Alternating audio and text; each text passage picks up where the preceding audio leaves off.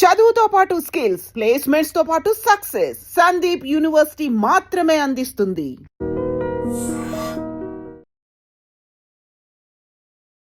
రాధా ప్రశాంతి గారు, ఆమెకి టైగర్ అని మరో పేరుంది. అలాగే ఏ విషయాన్నైనా ముక్కుసూటిగా మాట్లాడడం ఆమె స్పెషాలిటీ.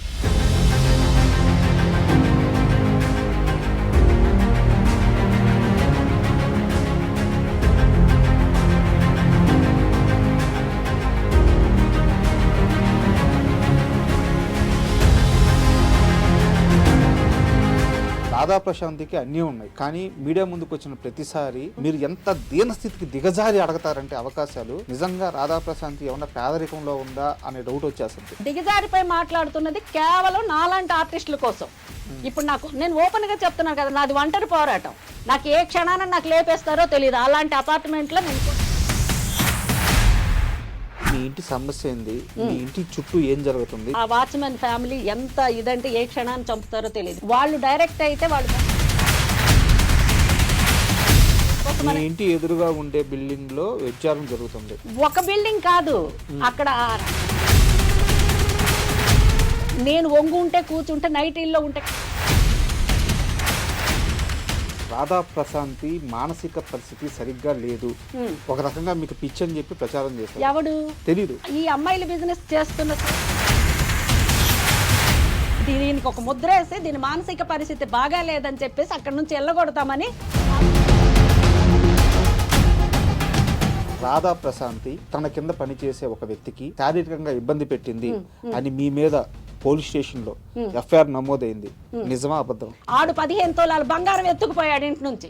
ఆ పని మనిషి కాదు, టచ్ అప్ బాయ్. ఇవన్నీ నేను వేసుకొని వచ్చి తీసి ఒక రుమాల్లో మూట కట్టుకొని ఇస్తే ఆడు అటు నుంచి అటే ఉడాయించాడు. పక్క రోజే పేపర్ లో మీరు వివరణ ఇప్పించేది చేశారు. ఇది రాసేటప్పుడు నీ దగ్గర ఎవిడెన్స్ ఉండాలి. అమీర్పేట చౌరస్తా సెంటర్ లో కాలర్ పట్టుకొని ఇలాగ ఈడ్చుకొచ్చా. ఎందుకే కదా మిమ్మల్ని టైగర్ అనేది. దగ్గరకు వచ్చారంటే రాధా ప్రశాంతి సినిమా షూటింగ్ నడుస్తున్నప్పుడు సెట్స్ లో ఎంతమంది మేనేజర్లు కొట్టారు? బట్టలు మార్చుకుంటుంటే దబా దబా దబా దబా కొడుతున్నాడు. నేను ఇక్కడే ఉంటాను, నువ్వు మార్చుకోవాలి, నేను ఇక్కడి నుంచి కదలను అన్నాడు. లాగే ఒక్క తన్ను తన్నాను. తన్నాక ఆ కాలు. హీరోయిన్ యమున గారితో మీకు ఏంటి గొడవ? ఈ పుకర్లన్నీ ఎవడు మరి. రాధా ప్రశాంతి నిజంగా మనసు విప్పి నిజాలు చెప్తే ఈ రోజు ఇండస్ట్రీలో పెద్ద పెద్ద స్టార్లుగా చలామణి అవుతున్న చాలా మంది బతుకులు రోడ్డు మీద పడతాయని చెప్పారు. నేను ఓపెన్ చేస్తే సీన్ సితారా అవుద్ది. ఇవి ఎవరికైతే కొట్టానో టాప్ ప్రొడ్యూసర్.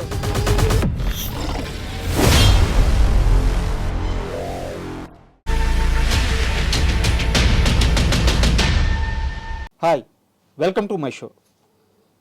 ప్రతిసారి ఒక్కో గెస్ట్ని ఇంటర్వ్యూ చేస్తూ ఉంటాము. వాళ్ళ నుంచి కొంత సమాచారం రాబడుతూ ఉంటాము. అవి జనాలకు ఇంట్రెస్ట్గా ఉంటూ ఉంటాయి. ఇది ఒక ఇంటర్వ్యూ ప్యాటర్న్. అయితే ఈరోజు నాతో ఉండే గెస్ట్ రాధా ప్రశాంతి గారు. ఇలా సింపుల్గా పేరు చెప్తే ఇంతకుముందు తరం వాళ్ళకి అర్థం అవ్వచ్చు, అయితే ఈ తరంలో ఉండే పిల్లలకి అర్థం కాకపోవచ్చు. కానీ రాధా ప్రశాంతి అంటే సాధారణ వ్యక్తి కాదు. రాష్ట్రపతి చేతుల మీదుగా అవార్డు తీసుకున్న వ్యక్తి. అలాగే 125 సినిమాలకు పైగా నటించిన వ్యక్తి. ఎన్నో అద్భుతమైన సీరియల్స్లో యాక్ట్ చేశారు. వీటన్నిటికీ మించి సినిమా ఇండస్ట్రీలో కష్టాల గురించి, సినిమా ఇండస్ట్రీలో ఆర్టిస్టుల సమస్యల గురించి తొలిసారి ముక్కుసూటిగా మూవీ ఆర్టిస్ట్ అసోసియేషన్ని ఎదిరించిన లేడీ. ఆమెకి టైగర్ అని మరో పేరుంది. అలాగే ఏ విషయాన్నైనా ముక్కుసూటిగా మాట్లాడడం ఆమె స్పెషాలిటీ. ఈరోజు ఈ ఇంటర్వ్యూ చాలా ఇంట్రెస్టింగ్గా ఉండబోతుంది. నాకు కాస్త భయంగా ఉంది. మరి ఇంటర్వ్యూ ఎలా వస్తుందో చూద్దాం. హాయ్ మేడం, నమస్తే. నమస్కారం అండి. కోపంగా ఉన్నారా, ప్రశాంతంగా ఉన్నారా? ప్రశాంతంగానే ఉన్నాను. ప్రశాంతంగానే ఉన్నారా? రాధా ప్రశాంతి ఇంటర్వ్యూ పోతున్నాను అని చెప్పంగానే చాలామంది ఇచ్చిన సలహా ఏంటంటే కాలర్ ఉండే షర్ట్ వేసుకెళ్ళొద్దు. ఎందుకంటే ఇండస్ట్రీలో చాలామంది మగవాళ్ళని, చాలామంది మేనేజర్లని, చాలామంది జర్నలిస్టులని కాలరు పట్టుకొని కొట్టిన చరిత్ర కూడా సహకరించినట్టున్నారు. ఈయన ఎక్కడో డెప్త్కి వెళ్ళిపోయారు ఎన్ని ఏళ్ళ క్రితం. అది అందరినీ కాలరు పట్టుకొని కొట్టిన చరిత్ర రాధా ప్రశాంత్. ఇది జాగ్రత్తగా వెళ్ళి అన్నారు, అందుకే కాలర్ వేసుకొని రాలేదు. అంత లేదండి, మీరు చెప్పండి. ఇంటర్వ్యూలోకి వెళ్ళే ముందు ఎందుకు మిమ్మల్ని అందరూ ఒక టైగర్, ఒక ఫైర్ బ్రాండ్ ఇలా పిలుస్తారు? నిజంగా అంటే ఏమంటారు, నిజాయితీగా ఉండి నిజం మాట్లాడే వాళ్ళకి అదొక బిరుదులా అనుకుంటే, నిజంగా అంటే సత్యంలో బ్రతుకుతున్న వాళ్ళకి కొంతమంది పిచ్చోళ్ళ లెక్క కూడా ట్రీట్ చేస్తారు. ఎందుకంటే నిజం మాట్లాడకూడదు, వాస్తవాల్లో బ్రతకూడదు. ఉన్నది ఉన్నట్లు మాట్లాడితే ప్రపంచంలో కొంతమందికి కొన్ని విధాలుగా వాళ్ళు చూపు బట్టి ఉంటుంది కదా. ఇప్పుడు కలర్, ఈ గ్రీన్ కళ్ళద్దాలు పెట్టుకుంటే అవతల వ్యక్తులు గ్రీన్గా కనిపిస్తారు, బ్లాక్ పెడితే బ్లాక్గా కనిపిస్తారు, మీలాగా ప్లెయిన్ పెడితే మంచిగా క్లారిటీగా కనిపిస్తారు. అలాగే వ్యక్తిత్వం ఉన్న మనుషులు అంటే ఇన్ దట్ సెన్స్ వ్యక్తిత్వం అంటే వాస్తవాల్లో బ్రతకటం. నా భాషలో వ్యక్తిత్వం అంటే చాలా మీనింగ్స్ ఉండొచ్చు, క్షమించాలి నన్ను.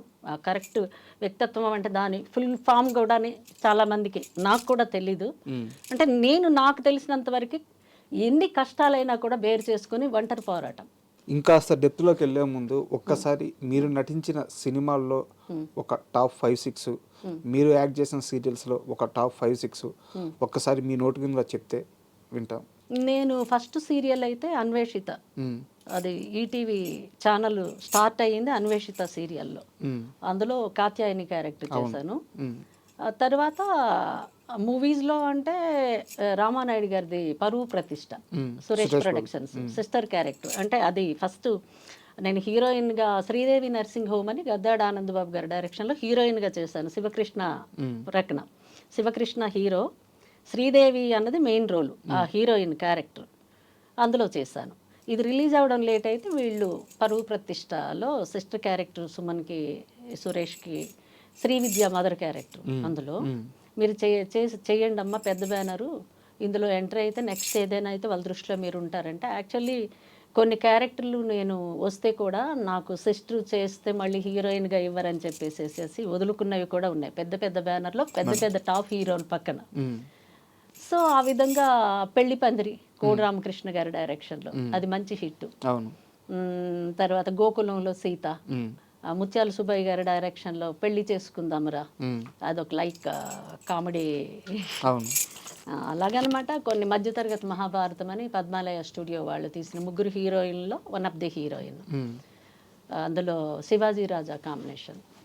ఇలాగా హలో బ్రదర్లో కూడా గెస్ట్ రోల్ చేయించారు. యాక్చువల్లీ నేను ఆ గెస్ట్ రోల్ అంటే ఒకే సీను నేను చేయను సార్ అంటే, కేఎల్ నారాయణ గారు ప్రొడ్యూసర్ అండి, ఇంటికి వచ్చి ప్రొడక్షన్ మేనేజర్ చాలు, కానీ ఆ ప్రొడ్యూసర్ మా ఇంటికి ప్రొడక్షన్ మేనేజర్తో సహా వచ్చి, అమ్మ ఇందులో 3 హీరోయిన్లు, బాబు దృష్టిలో, బాబు ఎవరు నాగార్జున గారు, ఆయన దృష్టిలో మీరు పడ్డారంటే నెక్స్ట్ మూవీలో మాదే దుర్గా ఆర్ట్స్, దీంట్లో తీసేటప్పుడు మేమే, అప్పుడు ఏదో మన మాట కాదనలేక ఆవిడ చేశారు, ఆవిడ కూడా ఏదో అప్కమింగ్ హీరోయిన్గా అంటే ఇక్కడ సెటిల్ అవుదామని వచ్చారు కాబట్టి అని మేమే కన్విన్స్ చేస్తాం, మీరు చెయ్యండి అమ్మని చెప్పేసి. ప్రొడ్యూసరు ఇప్పుడు కూడా మీరు అడగొచ్చు, కేఎల్ నారాయణ గారు ఎక్కడున్నా కూడా చాలా జెన్యూన్ ప్రొడ్యూసరు వచ్చి నాకు ఆ క్యారెక్టర్కి అప్పుడు ఎంతో కాదండి 10,000 రూపీస్. అంటే ఆ సీన్ కూడా ఎయిర్పోర్ట్లో సీను, అది కూడా 1-2 సీన్లు అంతే. ఆయన వచ్చి నాకు కన్విన్స్ చేశారండి. నిజంగా అప్పుడు రోజులు తలుచుకుంటే ఇప్పటికీ మేము ఉన్నాము అంటే కారణం ఏంటంటే, మాకంటూ ఒకరోజు పోయే ముందు రాదా ఆ రోజులు మేము చూడాలి అన్న దాంతో, అంతే. నేరుగా పాయింట్లోకి వచ్చేసారు, నేను కూడా పాయింట్లోకే వస్తున్నాను. ఇప్పుడు మీరు చెప్పిన సినిమాలన్నీ సూపర్ డూపర్ హిట్ సినిమాలు, అలాగే సీరియల్స్ కూడా కొన్ని సంవత్సరాల పాటు ఆడియన్స్ని బాగా ఎంగేజ్ చేసిన సీరియల్స్. ఇంకా అన్వేషిత సీరియల్ గురించి ఎంత తెలుగు సినిమాలో నటించి అనే దానికంటే కూడా తెలుగు సినిమా మీకు అవకాశం ఇచ్చి 1 దశాబ్దం పైనే అయిపోయింది. ఇంకా ఎందుకు ఇండస్ట్రీని పట్టుకోవాలంటున్నారు? ఉండాలండి, ఇండస్ట్రీకి నమ్ముకొని వచ్చాం. మీకు నమ్మకం ఉందా? నమ్మకం ఉంచుకోవాలి. ఉందా అంటే ఆ వేషాలు అయితే ఇవ్వటం లేదు. మేము ప్రతి ఇంటర్వ్యూలో కూడా నేను చెప్తున్నాను, నాకే కాదండి చాలా మంది ఆర్టిస్టులు ఉన్నారు. ఇప్పుడు మీరు వెనకటి రోజులకు వెళ్ళండి, నిర్మలమ్మ గారు చనిపోయేంత వరకు కూడా ఆవిడకి వేషాలు ఇచ్చారు ప్రతి సినిమాలో. పెద్ద అదే ఇప్పుడున్న టాప్ హీరోలు ఎవరైతే ఉన్నారో ప్రతి సినిమాలో ఆవిడ వేషం చేశారు. మరి అప్పుడున్న ప్రతి ఆర్టిస్టులకి పోయేంత వరకు అక్కడ ఏజ్ బార్ కాదండి, ఆ ఏజ్కి తగ్గట్టు క్యారెక్టర్లు. ఇప్పుడు మేము ఎక్స్పెక్ట్ చేసింది, మేమేదో క్యాట్ వాక్ చేస్తామని చెప్పేసి మేము ఆ క్యారెక్టర్లు అడగకూడదు కూడా. మాకు సూట్ అయ్యేవి మాకు ఉంటాయి. మాలాంటి ఆర్టిస్టులు చాలా మంది ఉన్నారు. ఇంద్రనగర్, కృష్ణానగర్, ఏముంది ఇంద్రనగర్, కృష్ణానగర్ ఏంటి, మన హైదరాబాద్లో తెలంగాణ నుంచి అటు ఆంధ్ర నుంచి ఇటు ఎన్నో రాష్ట్రాల నుంచి వచ్చిన వాళ్ళు ఇక్కడ ఉన్నారు. ఎంతోమంది ఇప్పుడు వేషాలు లేక జూనియర్ ఆర్టిస్టులకి వెళ్తున్నారండి. కార్డులు ఉన్న వాళ్ళకి ఓకే, కార్డులు లేకపోయినా రోజుకి ఇంత అని చెప్పేసి చచ్చినోడి పెళ్ళికి వచ్చినంత కట్నం. కార్డు ఉంటే వాళ్ళకి రోజు 1000 డబుల్ వర్క్ చేస్తే 2000 ఇస్తారు. ఈ మామూలు వాళ్ళు రోడ్డు మీద నిల్చొని ఉంటే ఎవరికో తీసుకెళ్తున్నారు, వాళ్ళకి అక్కడ మేనేజర్లు ఉంచుకున్నది కొంత, వీళ్ళకి ఇచ్చింది ప్రసాదం లాగా ఎంతో ఇస్తే తీసుకుంటున్నారు. మరి ఏం చేస్తారు చెప్పండి? ఏ మొగుడు దిక్కు లేకపోతే అక్క మొగుడు దిక్కు అన్నట్టు బ్రతకాలి కదా, ఆ రూమ్ రెంట్లు అవి ఇవి ఇచ్చుకోవాలి కదా. మరి ఇప్పుడు అటుకి ఇటుకి మధ్యలో ఉన్నాం. కరెక్ట్. ఇందాక నేను అడుగుతా, ఎందుకు ఇండస్ట్రీని పట్టుకొని ఇంకా వేలాడుతున్నారు అన్న. యాక్చువల్గా అది రాంగ్ వర్డ్, అనకూడదు, వాంటెడ్గానే అన్నాను. ఎందుకు అన్నాను అంటే, కడుపు నింపుకోవడానికి ఇబ్బంది పడే ఒక జూనియర్ ఆర్టిస్ట్ కెమెరా ముందుకు వచ్చి ఎందుకు మీరు అవకాశాలు ఇవ్వరు అని అడిగితే, మీ స్థాయిలో అడిగితే ఓకే అనుకోవచ్చు. మీ మెడలో ఉన్నది బంగారు చైనే కదా. అవునండి. ఎన్ని తులాలు అది? చెప్పలేను. నా మెడలు అన్నీ నీకు బాబా ఉన్నాయి, ఇంకేవో ఉన్నాయి, చాలా ఉన్నాయండి. ఉంటాయి నావి, ఇవన్నీ నీ వేసుకొని వస్తాను. ఇవాళ ఉన్నాను, రేపు ఉంటానో లేదో తెలియదు. మొత్తం ఎన్ని తులాలు ఉంటాయి అవి? ఇది ఒకటే 11 తులాసో ఏమో ఉంటుంది. 11 తులాలు. ఈ లోపల ఇంకా బోలెడన్ని ఉన్నాయి బాబా, అవి ఇవి ఏవో ఉన్నాయండి. అంటే ఇవాళ ఇవి ఉన్నాయండి. నేను చెప్పాను 2-3 కిలోలు గోల్డ్ కరోనా తర్వాత, అంటే అవసరానికి బ్రతకాలంటే పర్వాలేదు, ఫుడ్ ప్రాబ్లం లేదు. కానీ ఒక్క ఫుడ్తో సరిపెట్టుకుంటే కాదండి. లైఫ్ అంటే చాలా ఉంటాయి, ఎక్స్పెన్సివ్. అందులో మేము సోషల్ వర్క్ అని ఒకటి పెట్టుకున్నాం కదండి. అలాంటప్పుడు ఏంటంటే, ఇప్పుడు హార్డ్ క్యాష్ అప్పటికప్పుడు ఇంకా అంటే ఎటు నుంచి వచ్చే ఇది లేకపోతే ఏదో ఒకటి మనకంటూ ఆశ్రయించి మన ఇంటికి వచ్చే ఏదైనా హెల్ప్ కోరే వాళ్ళకి ఇచ్చేదానికి కొంత, నేను వాడుకునే దానికి కొంత. ఇప్పటికి 2-3 కిలోలు గోల్డ్ మన సిద్ధి జ్యువెలరీ అని లాల్ బంగ్లా, మీరు వెళ్ళి అడగండి ఎలాంటి హారాలు నేను ఇచ్చున్నాను వాళ్ళకి. అంటే చెప్తున్నాను, అంటే అప్పుడు మేము అప్పుడు మాకు డబ్బులు వస్తే మేము ల్యాండ్ మీద పెట్టలా. ల్యాండ్ మీద పెట్టుంటే ఈ పాటికి హైదరాబాద్లో ఆర్పి బాద్ అని సగం ఉండేది నా పేరు మీద. అంటే ఐడియా మాకు ఏంటంటే ఇచ్చేవాళ్ళు లేరు. మదరాళ్ళు ఊర్లో ఉండేవాళ్ళు, వాళ్ళంతా తెలివైన వాళ్ళు కాదు. వాళ్ళు పల్లెటూరులో పెరిగి అక్కడ పెళ్లి చేసుకొని అక్కడ సెటిల్ అయ్యి వాళ్ళ సాంప్రదాయంలో బ్రతుకుతున్న వాళ్ళు. నాకు ఐడియాలు ఇవ్వడానికి, నాకు నేనుగా నిర్ణయించుకునేదానికి, కరెక్ట్ నిర్ణయాలు తీసుకునే అంత మైండ్ అప్పట్లో మాకు లేదు. టెంప్ట్ అయిపోయి ఆ గోల్డ్ 999 బిస్కెట్లు కొనుక్కొని, ఒక బిస్కెట్ 2 బిస్కెట్లు అలా పెట్టుకొని లాకర్లో పెట్టుకొని, ఆ తర్వాత అవి మెల్ట్ చేసి ఫ్లైట్లో వెళ్ళేటప్పుడు డిజైనర్ బుక్స్ అని, Calcutta, Bombay the best designer books అని, జ్యువెలరీ, శారీసు, స్టడీకి అని పెడతారు కదా, అందులో ఒకటి ఫోటో తీసుకోవడం, అది చేపించుకోవడం అలాగనమాట. ఇప్పుడు అవసరానికి ఈరోజు నేను వేసుకున్నాను, మీరు అడిగారు ఎందుకు నేను చెప్తున్నాను అంటే, ఈరోజు కాబట్టి ఇప్పుడు నేను లైవ్గా బ్రతికున్నాను కాబట్టి నా ఒంటి మీద వేసుకున్నాను అన్న తృప్తి ఉంటుంది. రేపు ఇది ఉండొచ్చు, లేదా అవసరానికి అమ్మివచ్చు. అది నేను ఈ ప్రశ్న అడగడానికి కారణం, నాకు ఇప్పటికీ అర్థం కాంది, కనీసం 5-6 కేజీల బంగారం మీకు ఉంది. ఫిలిం నగర్లో సొంత ఇల్లు ఉంది, క్యాష్ పరంగా కూడా ఇబ్బంది లేదు, రాధా ప్రశాంత్కి అన్నీ ఉన్నాయి. కానీ మీడియా ముందుకు వచ్చిన ప్రతిసారి చాలా జూనియర్ ఆర్టిస్ట్ స్థాయిలో మాకు అవకాశాలు ఇవ్వండి, మాకు అవకాశాలు ఇవ్వండి. కృష్ణానగర్లో చాలా మంది అవకాశాలు లేక ఒళ్ళు అమ్ముకుంటున్నారు అని చెప్పి మీరు ఎంత దీనస్థితికి దిగజారి అడగతారంటే అవకాశాలు. నిజంగా రాధా ప్రశాంత్ ఏమన్నా పేదరికంలో ఉందా అనే డౌట్ వచ్చేస్తుంది. లేదు, దిగజారి అడిగింది నా కోసం కాదు, తెలుసు. ఇప్పుడు ఆర్టిస్టులు మానాలు ప్రాణాలు కాపాడుకునే దానికి వాళ్ళు, అంటే ఈ ఇండస్ట్రీకి వచ్చి సరే పోయింది పొల్లు ఉన్నది గట్టి, మానాలు పోగొట్టుకున్న కమిట్మెంట్స్ అని ఇంకొకటని ఆఫర్లు అయితే ఇవ్వాలి కదా, అలా కూడా వాడుకొని ఆఫర్లు ఇవ్వకుండా వదిలేసిన చరిత్రలు ఉన్నాయా కాదు, క్వశ్చన్ మార్క్ కాదు. ఎవరైనా చెప్తారా? దొంగతనానికి వచ్చిన వాడు నేను దొంగతనం చేస్తున్నానంటే ఐ డ్రీమ్లోనూ పబ్లిసిటీ చేసి స్క్రోలింగ్ చేసి ఎవడైనా వస్తాడా? అలాగే పోయేది కూడా అంతే. వాళ్ళకి వీళ్ళకి ఇష్టమైతే మీకు ఏదో ఇస్తామంటే యువతల వాళ్ళు ఆశపడతారు, వస్తుంది కదా చేస్తాం కదా అని. I5లో ఉంటే అండర్స్టాండింగ్స్ వాళ్ళు అవి కోర్టుల్లో ఉంటాయి, అవి పబ్లిసిటీ కాదు. ఈ చిన్నవి ఏంటంటే మొగమాటానికి వెళ్తే ఏదో కడుపు వచ్చింది అన్నట్టు అటు చెప్పుకోలేరు, ఇటు బలవంతంగా చావలేరు, బ్రతికుండలేరు. అలాంటివి కొన్ని ఉన్నాయి. మరి ఎంతోమంది నా దగ్గరకు వచ్చి చెప్తుంటారు, అమ్మ ఇలా జరిగింది అలా జరిగింది. ఏం చేయాలి నేను ప్రొడ్యూసర్నా డైరెక్టర్నా? నాకే డిఎం లేదు. వేషాలు వేస్తామంటే మాకే గుర్తింపు లేదు. స్టేజ్ నుంచి వచ్చాము, అయ్యో అదే ఏది ఏదైనా క్యారెక్టర్ డబ్బులు మీరు ఎంత ఇచ్చినా పర్వాలేదు, అక్కడ డిమాండింగ్ ఏమి ఉన్నది ఎంతైనా ఆర్టిస్ట్కి ఏముంది వాళ్ళ బడ్జెట్కి బట్టి ఇస్తారండి. మనం డిమాండ్ చేసే రోజులు కావు ఇవి. అసలుకైతే ఇంక తిరిగిచ్చి కూడా యాక్ట్ చేసిన వాళ్ళు ఉన్నారని ఆ మేనేజర్లు వాళ్ళు ఇంక వేరేగా మాట్లాడుతున్నారు. ఎదురు కూడా ఇచ్చి కూలిచ్చి కొట్టించుకోవడం అంటారు నా భాషలో.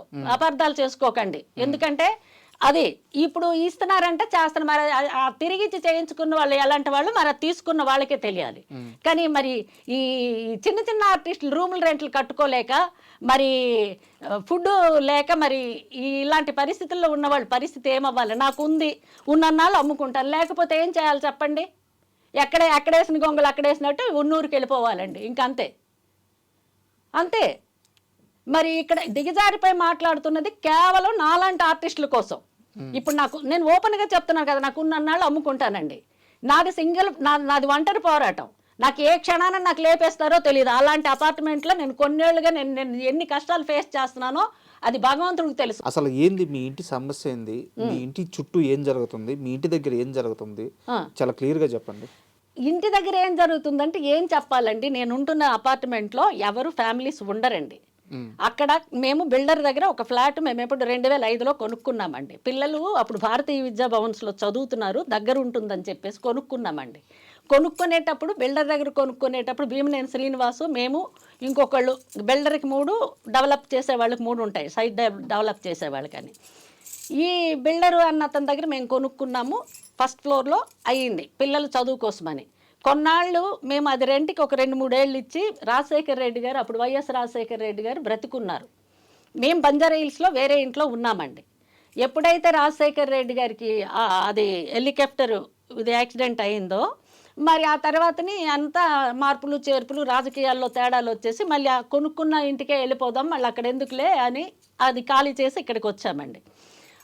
అంతవరకు ఫిలిం నగర్ అంతవరకు అక్కడ ఆఫీసులే నడుస్తున్నాయో ఇంకోటి నడుస్తున్నాయో మాకేం తెలియదండి. మా వారు వెళ్ళే వాళ్ళు, ఆ రెంట్కి ఇచ్చే వాళ్ళ దగ్గర ఏదో రెంట్ తీసుకునే వాళ్ళు వచ్చేవాళ్ళు. నాకు అక్కడ కథ తెలిసేది కాదండి. నేను ఎప్పుడైతే అక్కడ 2012లోనో ఎప్పుడు అక్కడికి షిఫ్ట్ అయ్యామండి. 12 కాదు, రాజశేఖర్ రెడ్డి గారు చనిపోయిన తర్వాత 12-13 ఆ ప్రాంతాల్లో.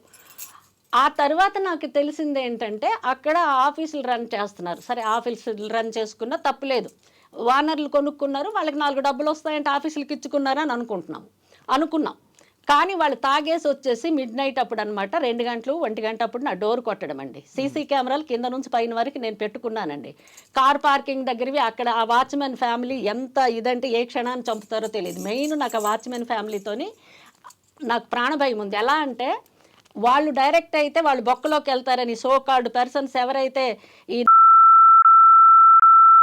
ఫిల్మ్ ప్రొడ్యూసర్ అండి, ఇప్పుడు భీమనేని శ్రీనివాసు ఇల్లు అమ్మేశాడండి. ఆయన చాలా జెన్యూన్ పర్సన్. ఆయన ఉన్నన్నాళ్ళు మాకు ఎటువంటి ప్రాబ్లం రాలేదు.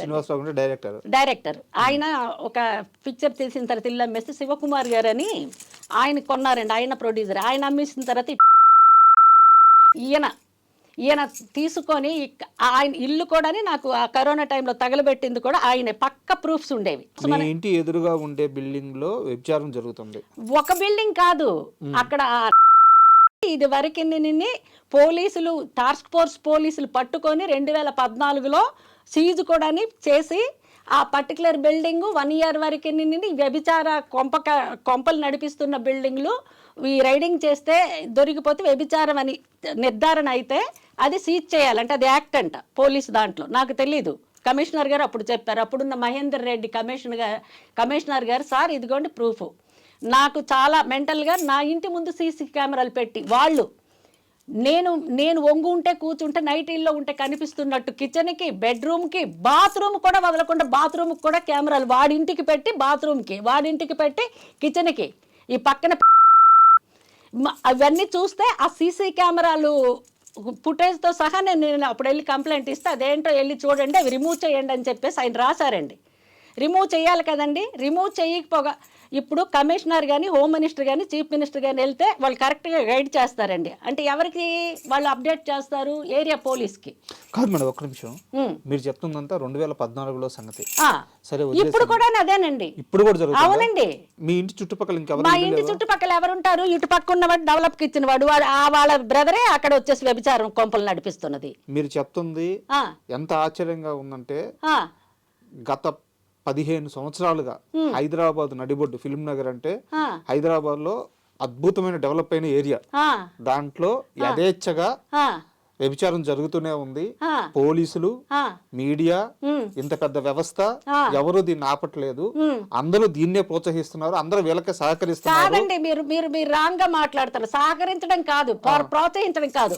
మా ఎదురుగా గెస్ట్ హౌస్ ఉంది. ఇప్పుడు మీరు పంపించిన కారు అతనికి అడగండి. ఆ గెస్ట్ హౌస్ వాళ్ళు పట్టించుకోరు. అక్కడే పోలీసులు ఆపాలి కదా మరి. పోలీసులు ఎందుకు ఆపుతారండి? ఎవడో అన్నం తిన్నవాడు ఒకడు ఉంటాడు, లేకపోతే సిన్సియర్ గా ఉన్న వాళ్ళు 100 మంది ఉండొచ్చు. అక్కడికి వచ్చిన వాళ్ళు రైడింగ్ లో పట్టుకొని నేను వీడియోలు తీస్తుంటే, ఈ వీడియోలు తీసిన వాళ్ళు పిచ్చోళ్ళు, లంచం తీసుకున్న వాళ్ళు తెలివైన వాళ్ళు అన్నట్టు రైడింగ్ లో పట్టుకొని కేసులు కూడా బుక్ చేయకుండా వెళ్ళిపోతుంటే కొన్ని 100 సార్లు అట్లా జరిగిందండి. మీకు నేను వీడియోలు చూపించిన, నా ఫోన్లో ఉన్నాయి, చూస్తారా? ఇప్పుడు లవిలో వెళ్ళిపోతారండి లంచం తీసుకొని. ఆ తర్వాత వెళ్ళి ఏమండి మీరు కేసు ఎందుకు బుక్ చేయలేదు? మరి అక్కడ పట్టుకున్నారు కదా, ఏం జరిగిందంటే ఎస్ఐ అప్పుడు ఉన్నాడు, రాత్రి ఒకడు నైట్ డ్యూటీలో ఉన్నాడు, పగలు ఒకడు ఉన్నాడు, అతను వస్తారా వీళ్ళు వస్తారా, ఇలాగ నేను ఎన్నేళ్ళు తిరగాలండి. నేను తిరిగేదాన్ని కాను. వ్యభిచారం చేసుకుంటే వాడి పాపం పండేటప్పుడు వాడే దొరుకుతాడు. నేను సింగిల్, నేను ఒంటరిగా ఉంటున్నాను అక్కడ. నన్ను అక్కడ నుంచి వెళ్ళగొట్టాలని చెప్పేసి వాచ్మెన్కి చెప్పి దాడులు చేయటం. వాళ్ళ కొడుకు డ్రగ్స్ బిజినెస్, ఆ అమ్మాయిలకి తీసుకొచ్చి సెటప్లు చేసేది ఆవిడే. కొంతమంది అయితే బయట నుంచి వస్తారు, వీళ్ళు కింద మీద పడతారు. నాకు మీరు మీ ఇష్టం, మీరు పడండి. దొరకనంత వరకే దొరికితే దొంగ వాళ్ళు కానీ, మీరు కానీ, నేను కానీ, ఎవరం కానీ. మొన్నటికి మొన్న దాడులు చేసి నా కూతురికి నాకు భయంకరంగా తిట్టింది. ఇక్కడ లేని నా కూతురుకు కూడా, ఎక్కడో అమెరికాలో చదువు కోసం వెళ్ళిన కూతురుకు కూడా భయంకరంగా తిట్టింది. అలాంటి వాళ్ళకి కరోనా రావాలి యాక్చువల్లీ చెప్పాలంటే. అలాంటి వాళ్ళు మూటలు కట్టుకొని వెళ్ళాలి. భగవంతుడు పాపి చిరాయు అంటారు. అలాంటి వాళ్ళకి భూమి మీద ఉంచేసి నాలాంటి వాళ్ళకి టార్గెట్ ఏ జన్మలో మేము చేసుకున్న కర్మలో ఈ జన్మలో మేము పడుతున్నామండి. ఎందుకు పట్టరు? ఎందుకు? ఎదురుగా గెస్ట్ హౌస్ పక్కన ఆ వ్యభిచారం చేసిన వాడు బ్రదరే ఉన్నాడు. ఇటు పక్క కొంపలో మరి ఎవరు ఉంటున్నారో ఏంటో తెలీదు. అసలు జూబ్లీ హిల్స్ లో ఈ ఇంట్లో చేస్తే ఆ ఇంటి వాడు పట్టించుకోడు. ఈ ఇంట్లో మర్డర్ జరిగితే సాక్ష్యం ఎదురింటి వాడో పక్కింటి వాడో వచ్చి చెప్పడు. మనకెందుకు? రేపు పొద్దున్న లేని పని కోర్టుకు వెళ్తే కూడా మనం ప్రతిసారి వెళ్లాల్సి వస్తుందని. ఎవడండి జూబ్లీ హిల్స్ లో పట్టించుకుంటాడు? జూబ్లీ హిల్స్ లో అంతమందికి పట్టందంటే పట్టించుకోరు.